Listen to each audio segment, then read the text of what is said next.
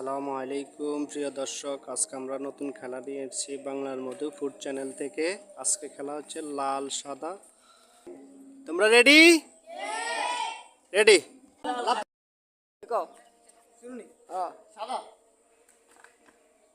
লাল সাদা লাল এই সাবির বাদ মার্কেটে সাদা লাল সাদা লাল সাদা লাল লাল সাদা সাদা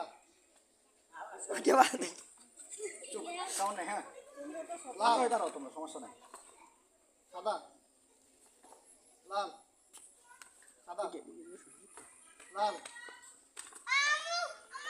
লাল সাদা সাদা